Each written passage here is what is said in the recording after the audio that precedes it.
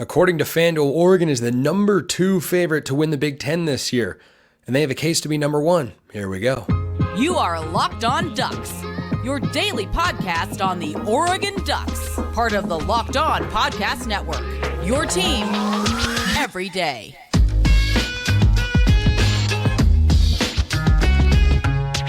Yes, it is that time once again for Locked On Ducks. I'm your host, Spencer McLaughlin. Thank you so much for making this your first listen or your first view of the day. Part of the Locked On Podcast Network, your team every day, and your number one source to stay up to date with the Ducks. So if you have not already, please and thank you, comment, subscribe, rate, and review wherever you listen to or watch this show, which today is brought to you by Game Time. Download the Game Time app. Use code LOCKEDON for $20 off your very first purchase. Go check out Game Time today. So, Oregon in the Big Ten, defensive line in the secondary, and then Oregon men's basketball led by a shining Kwame Evans Jr.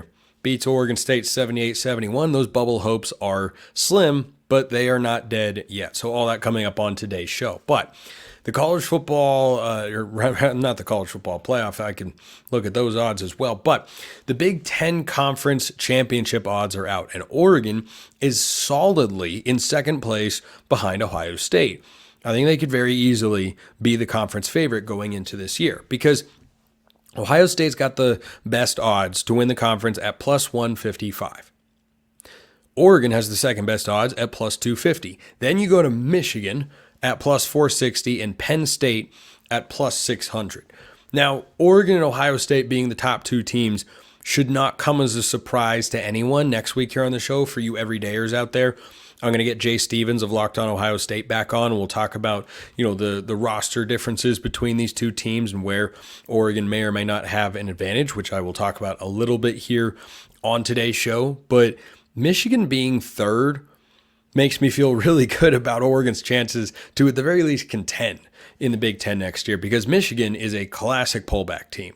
National championship, lose your head coach, send a bunch of players to the combine and the NFL draft, lose your quarterback, working in a new guy who was a Wildcat quarterback last year. But Oregon's got a case to be number 1 because they've got as much talent as anybody in the conference, and that includes Ohio State. Ohio State has had a great offseason. They added Will Howard at quarterback from Kansas State. They brought in Quinshon Judkins from Ole Miss at the running back position. They brought in Caleb Downs at the safety position. They've got key returners. But these two teams follow similar trajectories this year. And the reason that I think Oregon has a case to be the Big Ten favorite is rooted in the quarterback position. Now, I at the time, and still contend that Oregon, I thought their top quarterback option was Cam Ward. That's who I wanted Oregon to get. Dillon Gabriel comes in, though. And Dillon Gabriel is an experienced quarterback. Dillon Gabriel is a productive quarterback. Dillon Gabriel is a good quarterback. Will Howard is solid. I like that move. I think he could have his best season yet in Columbus this year because he's going to have a good running game, a good offensive line, a good play caller with our old friend Chip Kelly, and then you're also going to have, a solid array of receivers. Though I don't know that their receiver room is quite what it has been in the past. With rooms where you've got Marvin Harrison, Jackson Smith and Jigba, Chris Olave, Garrett Wilson, and all those guys in the same receiver room, they're not quite on that level. They've got Emeka Ibuka. He's a good wide receiver to be sure. But I think Oregon's receiving core is a lot closer to Ohio State's than people think when you have Evan Stewart into the mix. And I think at the quarterback position, Dillon Gabriel would have been a lot higher on my quarterback desires list than Will Howard. And that's not to say that Howard isn't solid, but I think Gabriel has proven so far in his career, he's got a higher ceiling. He's got a little bit more of that it factor. And, Howard is very solid at Kansas State. He's had to be a game manager there. But Dillon Gabriel, I think, gives Oregon a chance, at least in my view, to be viewed as the favorites in the Big Ten. At the very least, they're in the top 2. They should be. The odds reflect that. I feel that way. A lot of people feel that way with the offseason that Oregon has had. But at the end of the day, the most important position on the field is quarterback. And do I think Will Howard's good? Yep. Do I think Dillon Gabriel's better? Also, yes. And yeah, I thought Cam Ward would have been a home run addition. I think Gabriel is good. And I think that from what I have seen from Dylan Gabriel, the moxie that he put on in the Red River Showdown last year against Texas, driving them down the field to win the game, was not as good against Oklahoma State or Kansas. But, their defense was not exceptional at Oklahoma. It was improved, but it was not great yet for a defensive coach in Brent Venables. So I think that for the Ducks, they've got an advantage at quarterback, and at the end of the day, that's the most important position on the field. And sure, you could look at Ryan Day and say he's a more experienced coach than Dan Lanning, which he is. He's won more games than Dan Lanning, which is also true. This game being played in Eugene doesn't matter as much as it pertains to the Big Ten championship odds, because I think Oregon and Ohio State are destined to be on a collision course there. However, you never know. Games are played on the field, not on paper, last time I checked. So if you're talking about Ohio State not making the conference championship game, the team that I would put in there as the most likely team to make it that's not Ohio State would be Penn State. They're behind Michigan, but I think there's just way too much change that's being undergone in Ann Arbor for Michigan to play at that sort of level, whereas Penn State has got a bunch of key returners. They've got a quarterback in Drew Aller who should be better. They've got James Franklin, who is a consistent, steady football coach, and they play Ohio State at home.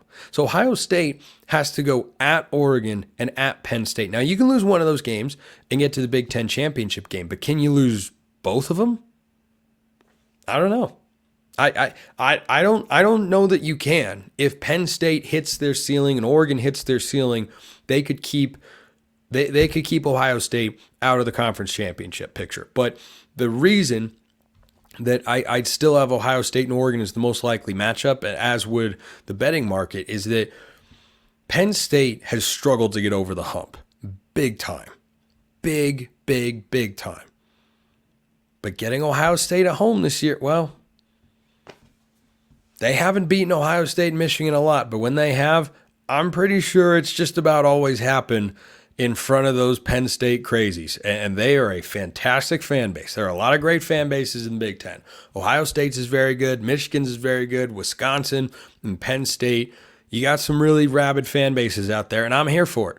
I'm here for it. It doesn't do everything for you, but we know very well that it does quite a bit. It does quite a bit. That's why fans have been showing up to Autzen Stadium for so long. So I think that for Oregon, they've got the case when you look at the quarterback, and the schedule is the second factor. Schedule is not the first factor. Schedule is the second factor. But I think the advantage at quarterback is where Oregon has an argument to be the favorites in the Big Ten going into their first season in the conference. And it's going to be a very good league, but Oregon can absolutely get in there. I also wouldn't sleep on USC. Like, they're plus 2,300. Vegas must know something that I don't. I think USC is going to be a good team. I really do. But as for the Big Ten championship game, Ohio State, Oregon, I am not a believer in Michigan in this spot. Penn State and USC. I think those are the teams most likely to play in the conference title game. Let me know your thoughts in the YouTube comments, or hit me up on X, formerly known as Twitter, at @SMcLaughlinCFB or at LockedOnDucks. Those be the handles. You can submit mailbag questions as well. You can get priority access if you join the flock over at Subtext, as several of you have, and I appreciate everybody who does that. Not a requirement. Mailbag questions are coming up right after we talk about Game Time. Game Time is the fast and easy way to buy tickets for all the sports, music, comedy, and theater events near you. And right now, all users get $100 off when you buy a big game ticket with code VEGAS100. With killer last-minute deals, all-in prices, views from your seat, and their best price guarantee, Game Time takes the guesswork out of buying tickets. They're obsessed with finding ways to help you save money on tickets, like I'm obsessed with the Oregon Ducks, hence why I host a daily podcast here. Game Time has deals on tickets right up to the start of the event, even an hour after it starts. It's the place to find last-minute seats. Take the guesswork out of buying tickets with Game Time. Right now, all Game Time users get $100 off a big game ticket with code VEGAS100. Terms apply. Just download the Game Time app, use code VEGAS100 for $100 off a big game ticket, or if you're not going to the game, use code LOCKEDON for $20 off your first purchase. Download Game Time today. Last minute tickets, lowest price guaranteed.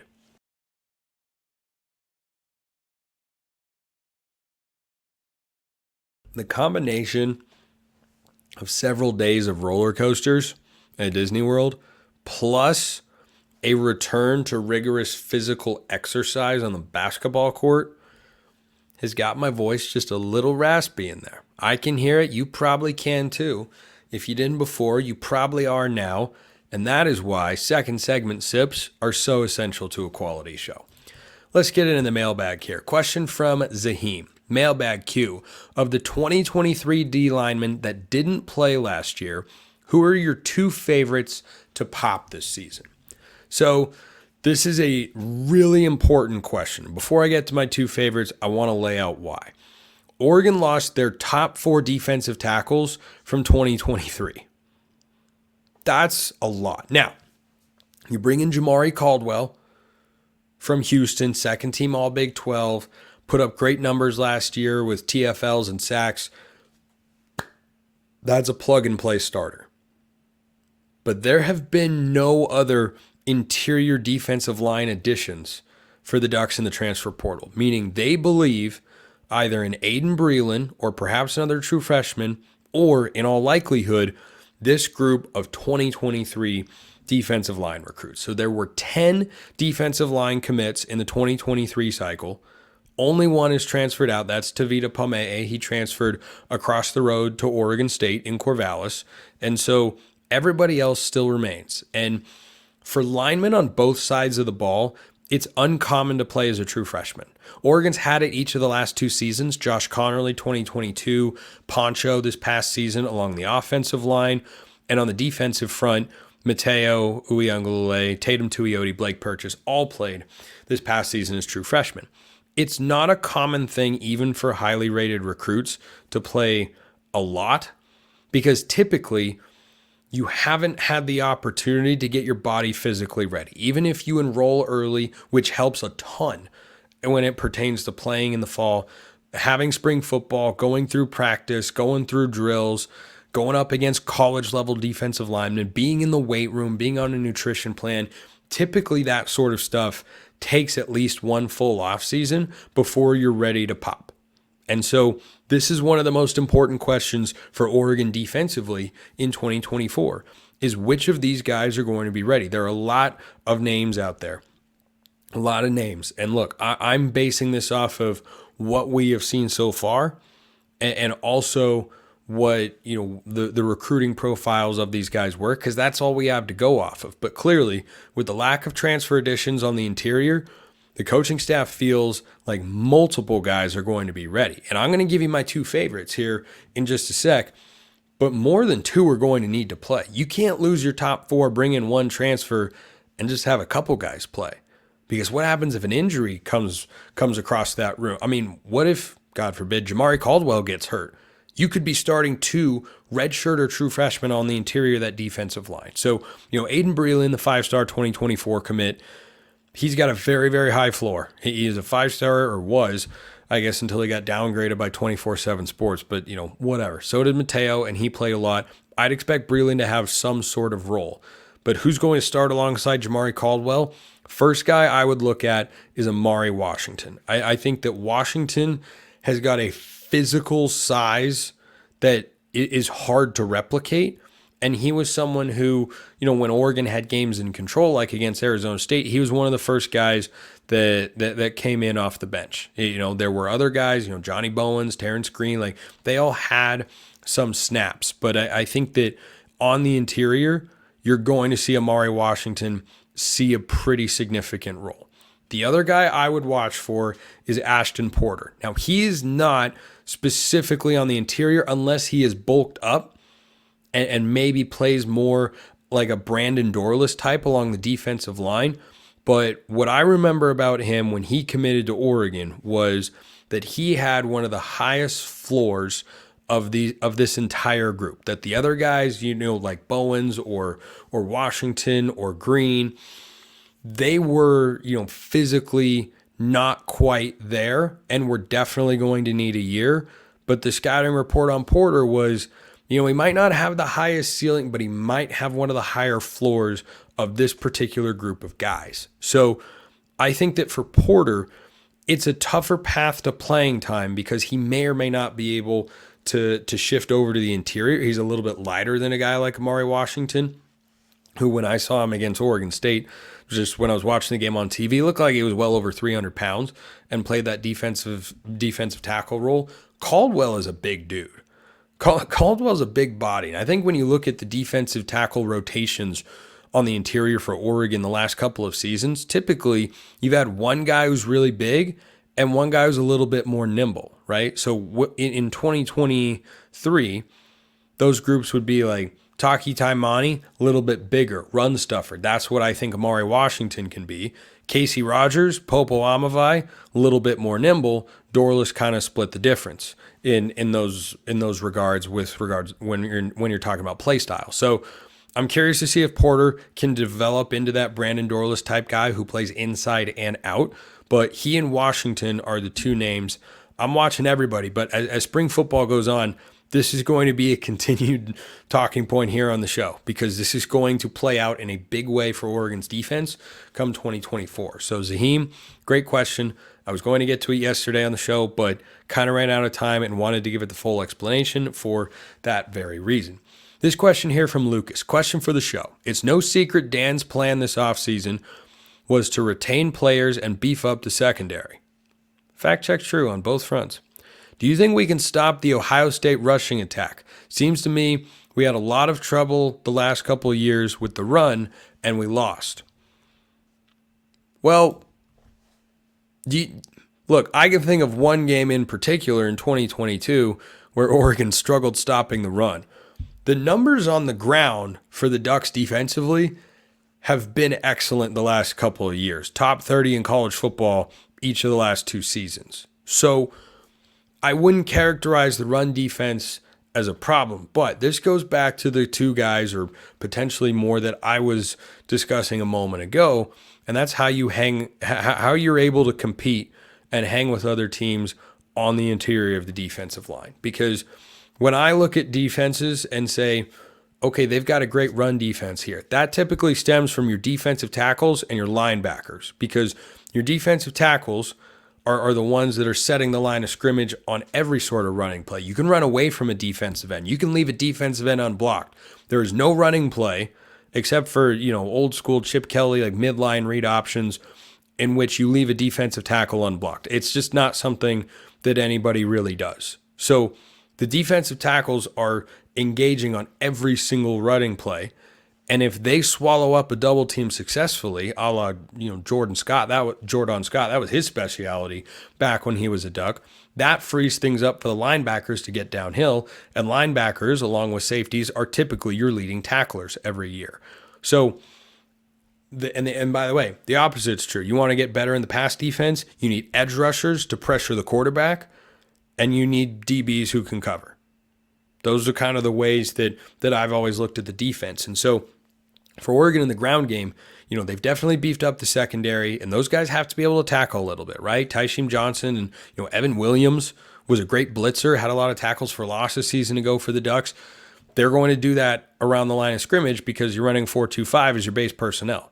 So one of those guys, unless you want to get just abused in the running game, has to be able to come downhill and make plays. And I think Oregon's got the DBs to be able to do that. But do they have the interior to have a great run defense again? That'll come down to the defensive line, because the linebackers, they're going to be good. Okay, Jeffrey Bassa and Justin Jacobs are your top two.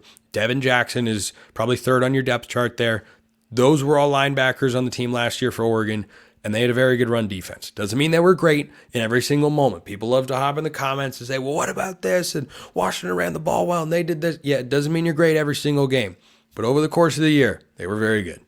They were very, very good. And so I trust the linebackers. I like what Oregon has got there in a big way. It will come down to the front there. And, as it pertains to Ohio State, they've got two elite running backs. Quinshon Judkins is the Lightning and Travion Henderson's the Thunder. They're going to have a good offensive line. They've got great backs, solid quarterback, as I mentioned earlier with Will Howard. I do think Oregon's got enough pending what happens on the interior. I don't worry about the defensive end or edge spots.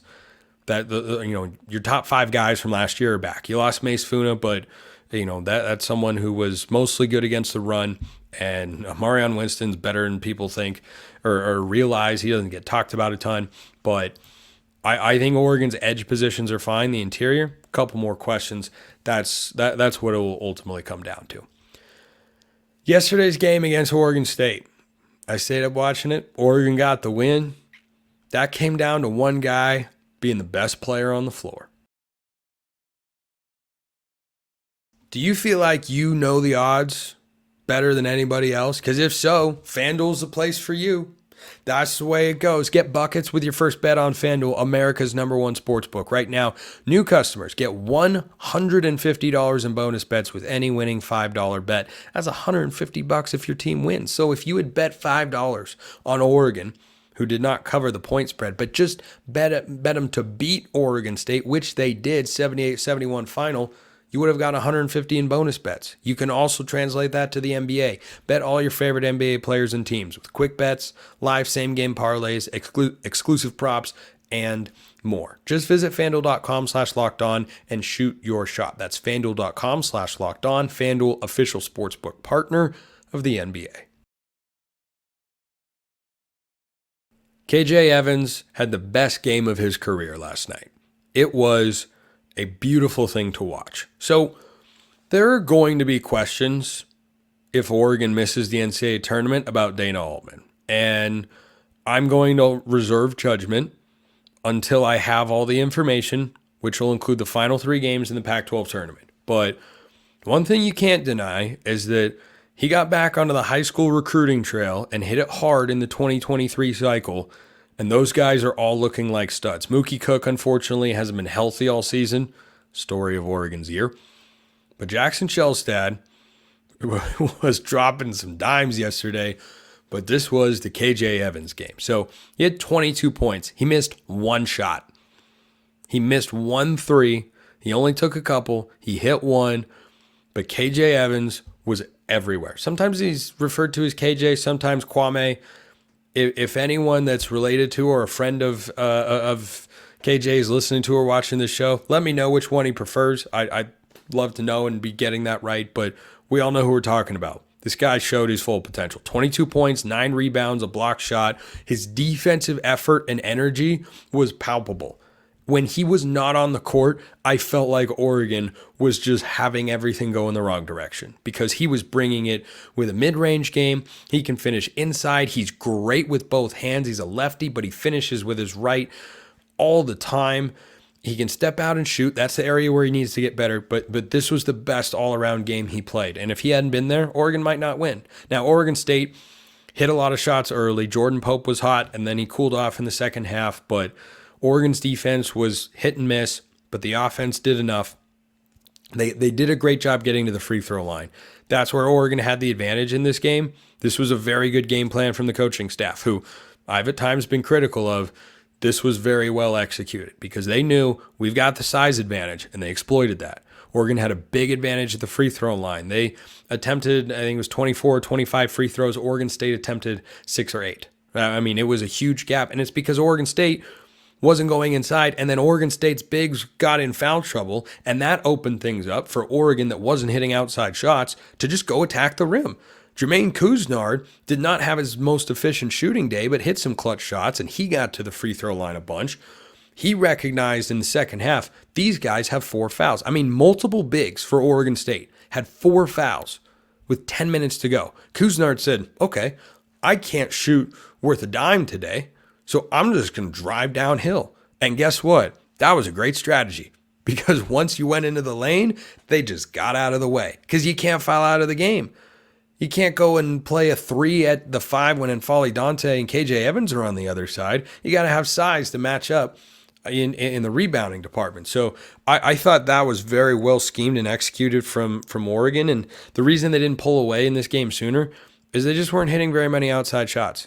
They struggled again, but still managed to put up 78 points because they got to the free throw line. Great way to score.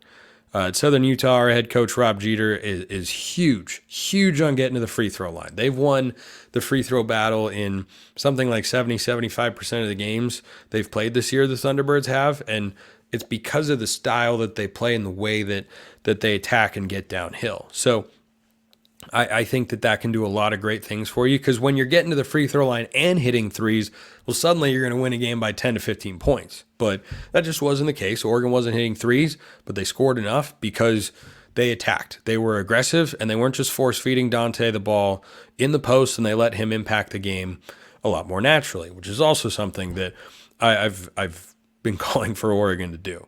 So Oregon gets the win. Evans was just fantastic, scoring at all three levels. He continues to look better and more confident and consistent. I love what I'm seeing from him. Shellstat is Shellstat. He was in his bag throwing passes in this game. He only had 11 points. He hit a couple of shots, but he cooled off as the game went along, and I think he'll get better at that as his career develops. But boy, you just looked at those two and thought, this is the tricky part with this Oregon basketball team. You look at Dana Altman and say, okay, if you miss a tournament for the third straight year in another injury-riddled season, is that really the coach's fault? He just hit 750 wins. Congratulations, coach. There are not a lot of guys who have reached that plateau. He's had a winning season like 21 years in a row. He's never won fewer than 20 games with the Ducks, and that is going to be the case again unless he loses each of his final 3 games to end this regular season and goes one and done in the Pac-12 tournament, which I don't think is likely. I don't know that they'll win the Pac-12 tournament, but I don't think Oregon's about to lose 4 consecutive games. But you look at what Dana Altman did in that 2023 recruiting class, and we don't know what Mookie Cook is yet. But we know that Shellstat and Evans are studs. I mean, these guys are good. So you look at those two and you say, that's the future right there. And are they going to play for a coach at Oregon that isn't Dana Altman? I don't know. Are you willing to take that chance? I don't know.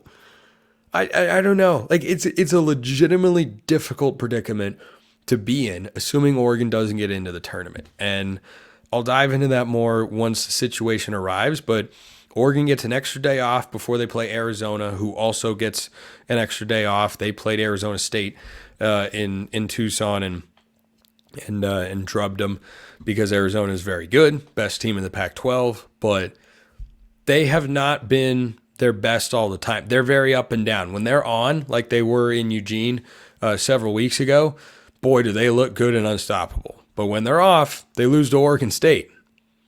They lost twice to Washington State, who's a very good team. But Oregon can change everything with this game on Saturday against Arizona. It can all change. So right now, Oregon is 11-6, 11-5, 11-6 in conference play, and they have won 19 games on the season. They're 19-9, 11-6 in conference play. And I'm recording the show just not that long after the game ended, actually. And so if Oregon goes 2-1 down the stretch and they end the year 21-10, they've got 3 games left at number 6 Arizona. You win that game, the resume, boy, I think they would go from a next 4 or a next 4 out to maybe a first 4 out or a last 4 in for the NCAA tournament. A road win at Arizona. Am I expecting Oregon to win? No, I am not. But if they were to beat Arizona on Saturday, this will be a much different tone and tenor. It'll be, okay, just go get a split with the mountain schools and you've probably got an at-large berth, as long as you don't go one and done in the NCAA or in the Pac-12 tournament. This is again another bubble watch for the Dana Altman Ducks, but this is where they're at. They're 19-9. It's not as if they're bad. They're just not consistently good. That's the problem. And I think back to the UCLA road loss. If they were 20-8 right now, that'd feel like a different conversation. Or the Washington State loss at home, give up 62 points and lose at home. Yikes, that is tough. But the bubble hopes are not dead. I continue to bring them up because they're legitimately not dead. So Oregon has got an extra day off, and then they'll travel down to Arizona probably on Friday and play the Wildcats, and then Utah and Colorado next week to end the year at Matthew Knight Arena. Shout out to the fans, by the way. Crowd was fantastic. Great turnout. You love to see that. And Oregon wins the final regular season Pac-12 meeting with Oregon State ever. RIP Pac-12. I think if Oregon goes 2-1 and they're 21-10, if they win just 1 or 2 games in the Pac-12 tournament and end the year, let's say they go 1-1, pick up a decent win at the very least against like a Utah or Washington State or somebody like that, Colorado, 22-11. I think that would at least have a pretty good shot. So that's where things stand. It's going to be close, and I hope they find a way to get in. I really, really do. They had 8 scholarship players available against Oregon State. That's pretty tough, but they're doing the best that they're not always doing the best they can, but they did roughly the best they could against Oregon State. KJ Evans, that guy looks like a star. Appreciate everyone listening. I'll see you next time. Have a wonderful rest of your day, and as always, go Ducks.